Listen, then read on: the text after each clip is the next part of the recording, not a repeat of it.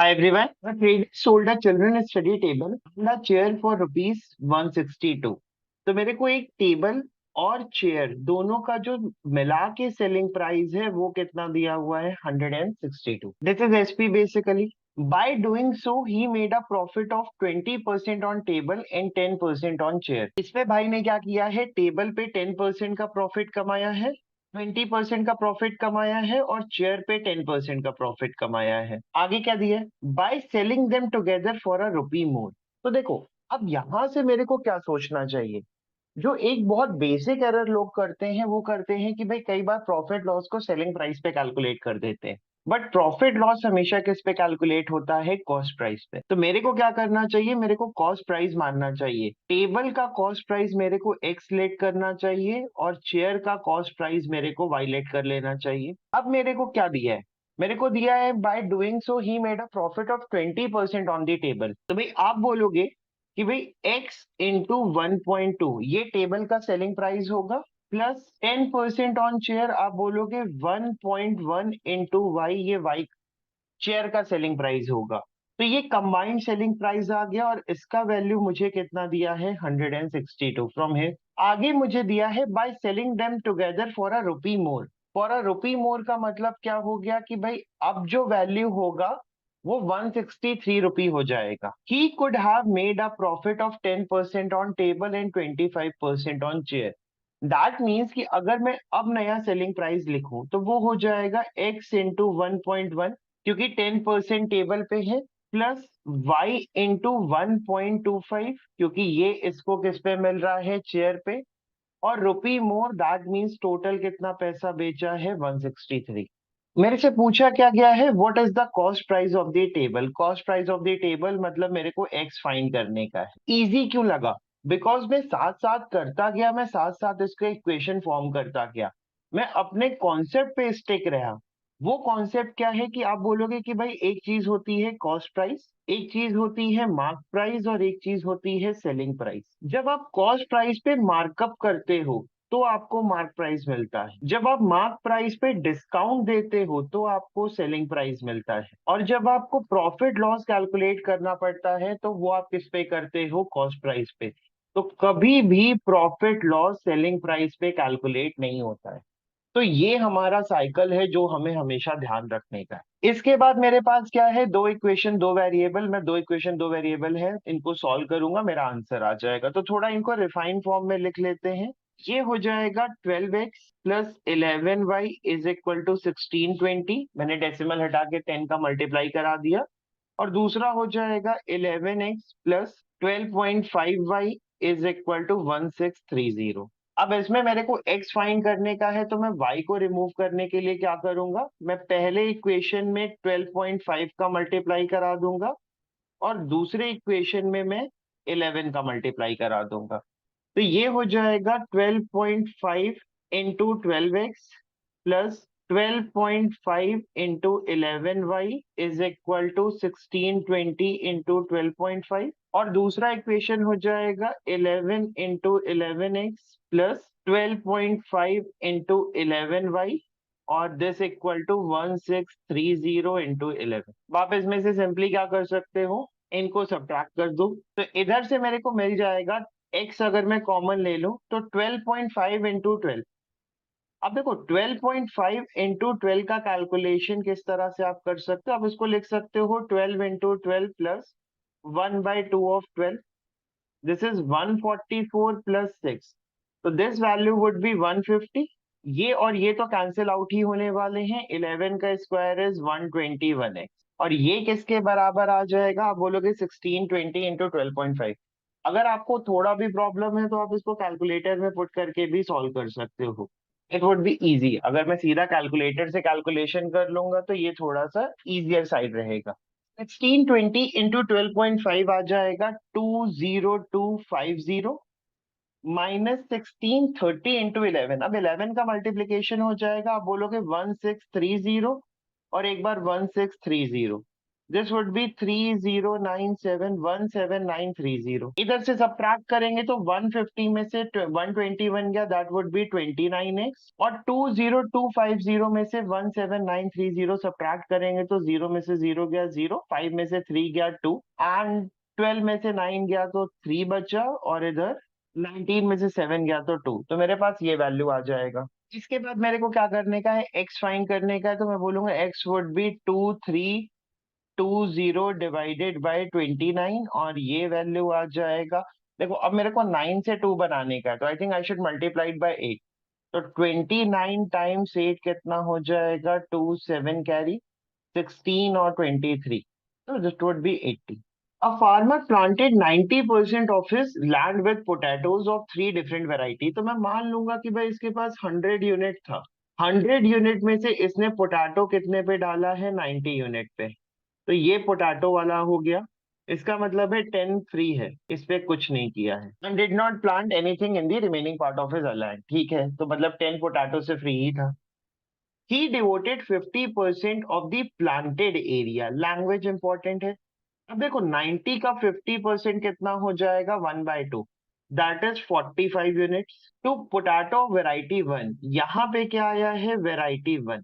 अब रिमेनिंग कितना रह गया, आप बोलोगे 90 में से 45 दे दिया तो रिमेनिंग रह गया 45, 40% ऑफ द रिमेनिंग। तो 45 का जब आप 40% निकालोगे तो ये हो जाएगा 18 यूनिट, तो ये 18 आ जाएगा। तो आप बोलोगे कि इसने क्या किया है, 40% ऑफ द रिमेनिंग, मतलब 45% का 40%, दैट इज 18 यूनिट। ये इन्होंने क्या किया है, इसको वेराइटी टू में प्लांट किया है। अब देखो रिमेनिंग कितना रह गया, आप बोलोगे 45 प्लस 18 है 63, टोटल 90 था तो remaining is 27, and the rest of the planted area to potato three. तो जो रिमेनिंग 27 यूनिट रह गया वो किस में आ गया, वेराइटी थ्री।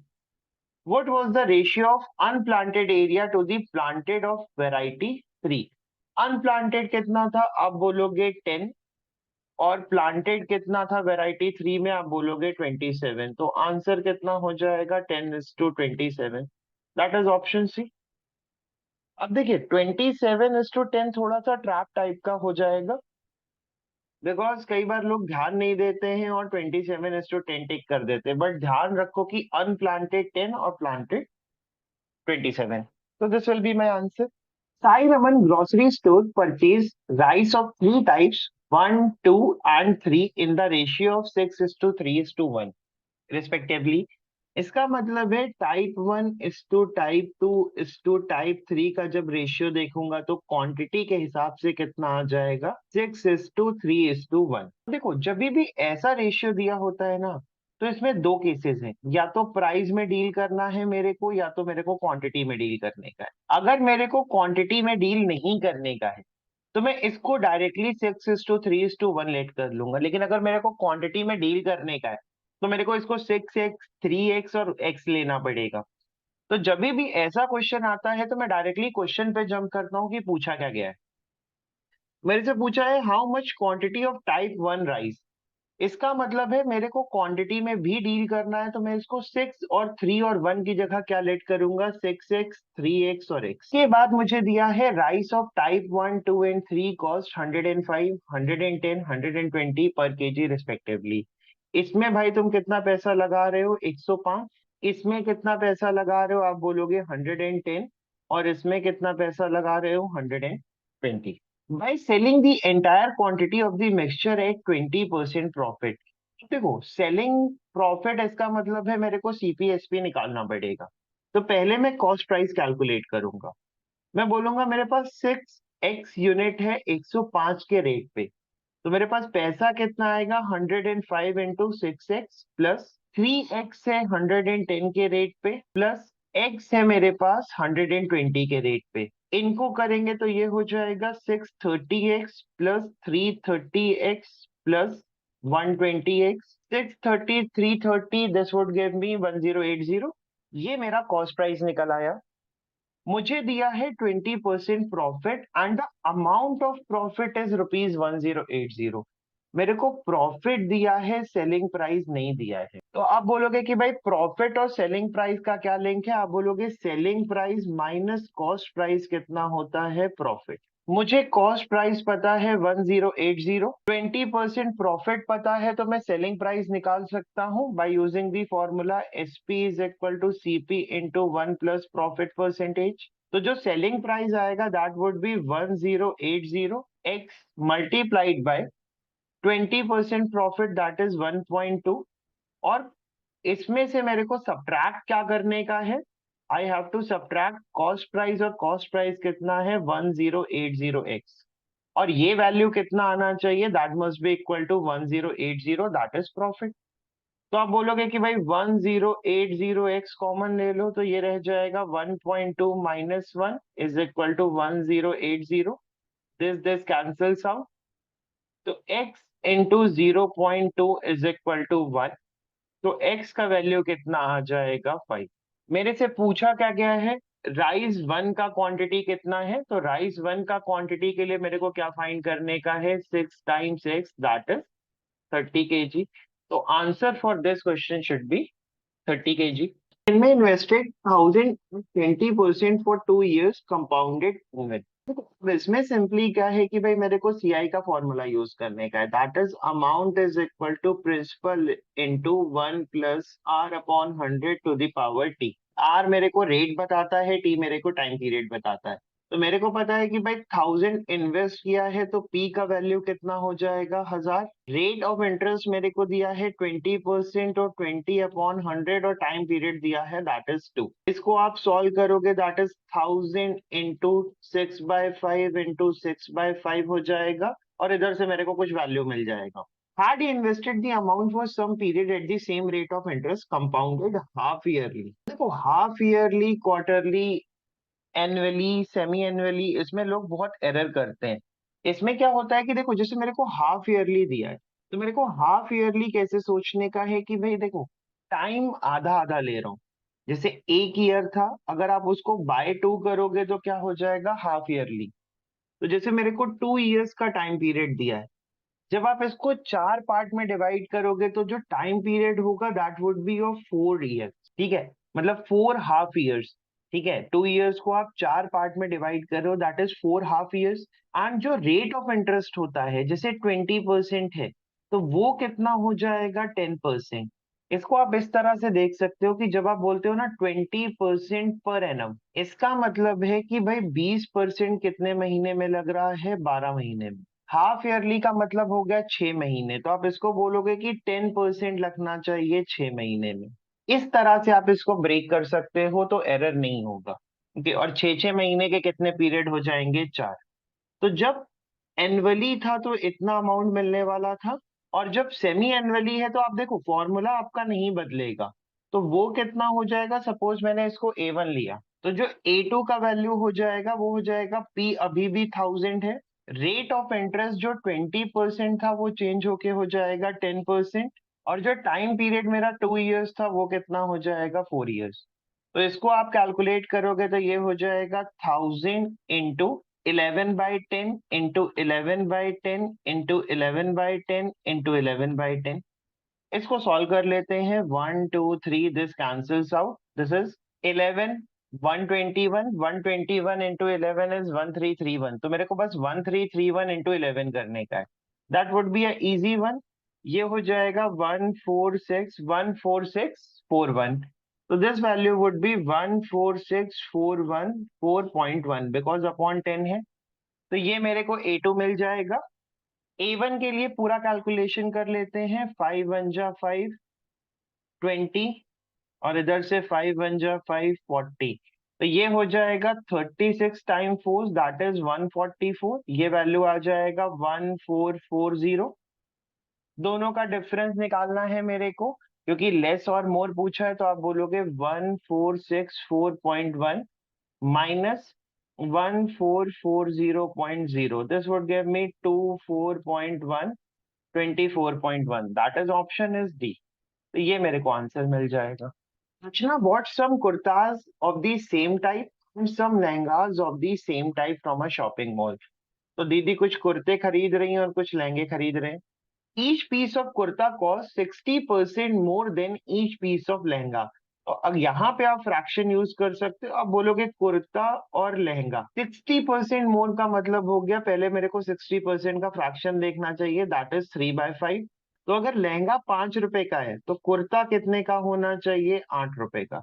इस हिसाब से रेशियो डील करते हैं। अब देखो, अगर मेरे को पैसा नहीं निकालना है तो मैं क्या करूंगा, इसको 8 और 5 रहने दूंगा, लेकिन अगर पैसा निकालना पड़ा तो मैं इसको 8x और 5x लेट कर लूंगा। While preparing the bill, the cashier swapped the number of kurtas and number of lehengas. तो भाई बिल बनाते हुए क्या हुआ कि अगर मान लो x कुर्ते लिए और y लहंगे लिए, तो कैशियर ने क्या कर दिया, y कुर्ते का बिल जोड़ दिया और x लहंगे का बिल जोड़ दिया। इससे क्या हुआ, due to this mistake Rachna had to pay 20% more than the correct bill amount. तो देखते हैं ओरिजिनल बिल कितना होना चाहिए। आप बोलोगे अगर ओरिजिनल बिल देखने का है तो वो हो जाएगा 8 टाइम्स 6, दैट इज 8x, और लहंगे के हिसाब से हो जाएगा 5y। ये ओरिजिनल बिल था। स्वैप की वजह से क्या हो गया, आप बोलोगे भाई वाई कुर्ते लिए हैं तो 8y, और लहंगे एक्स लिए हैं तो 5x, ये मेरा नया बिल हो गया। और मेरे को 20% ज्यादा देना पड़ा है, दैट इज 8x + 5y। अगर मैं इसको 20% से इंक्रीज कर दूं, दैट इज 1.2, तो ये किसके बराबर आना चाहिए, 8y + 5x के। Which of the following can be the total number of kurtas and lehenga bought by रचना।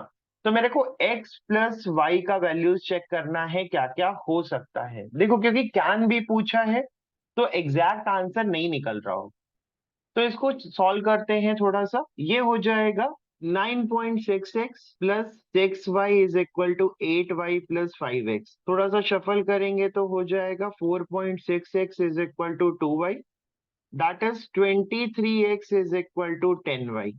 मेरे को ये x और y का वैल्यू मिल गया। इधर से मैं बोल सकता हूँ x/y का रेशियो कितना आ जाएगा, 23:10। इसका मतलब है कि भाई आप मिनिमम x और मिनिमम 10, कुर्ता को 23 ले सकते हो और लहंगा को मिनिमम 10। तो इसको मैं ऐसे ले सकता हूँ कि 23 के कुर्ता होंगे और 10 के लहंगा होंगे। इनको ऐड करोगे तो मेरे को जो x + y का वैल्यू चाहिए था, that should be a multiple of 33, और मैं k का वैल्यू 1 2 3 रख सकता हूँ। तो 33 का मल्टीपल इज ऑप्शन सी। तो ऑप्शन सी अपना आंसर हो जाएगा। तो इस क्वेश्चन में बेसिकली मेरे को फ्रैक्शन कन्वर्जन का हेल्प लेना पड़ा और दूसरा मेरे को रेशियो का हेल्प लेना पड़ा। होपफुली आपको ये सारे क्वेश्चन क्लियर हो गए होंगे। फिर अगर आपको कोई डाउट है तो आप अपना डाउट कमेंट सेक्शन में पूछ सकते हो। Thanks for watching the video. Bye bye.